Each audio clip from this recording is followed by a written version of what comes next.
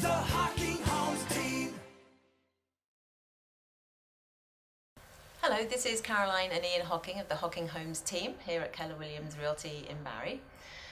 Ian, with the experience and the number of transactions we've had, we've seen quite a few properties that have had mould in them. What do we need to know about that, and what can we do to help the process go along smoothly? Yeah, most definitely. And mould is become much more of a buzzword within recent years than it ever has done in the past. In the 1970s, Euroformaldehyde insulation was the big no-no and the big buzzword. Today it seems to be mould, and it's cropping up more and more frequently. So I think it would be a true statement to say that virtually every house has some amount of mould somewhere. However, the mould that we're really referring to is kind of the black mould that you would see when you break open the attic hatch and there's mould on the rafters and that type of thing. Usually discovered during a home inspection. Usually the seller is completely unaware as well, so it's a bit of a surprise to everybody when it kind of crops up.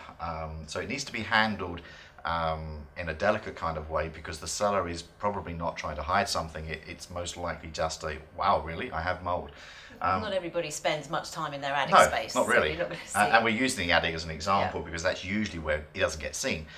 Mould, of course, requires moisture to grow. So usually you would see mould baseboards along the bottom of drywall and things like that, and that could, and I say could, point towards possibly a crack in the foundation, something like that, where moisture's getting in. So mould is usually the result of another issue, like a foundational issue or something like that, or there's a leak in a roof, or that kind of an idea. So there's a couple of stages to it. The first thing is get rid of the mould. And to do that, you really need to hire the proper licensed contractor who will put rooms under a negative pressure whilst they're extracting the mould, and will break out all the drywall, rip out all the bits and pieces, that kind of thing. The next thing to do is figure out, where did the moisture come from? And then have that repaired. So very often there's 2 or 3 different types of contractors involved with mould. One is the mould remediation.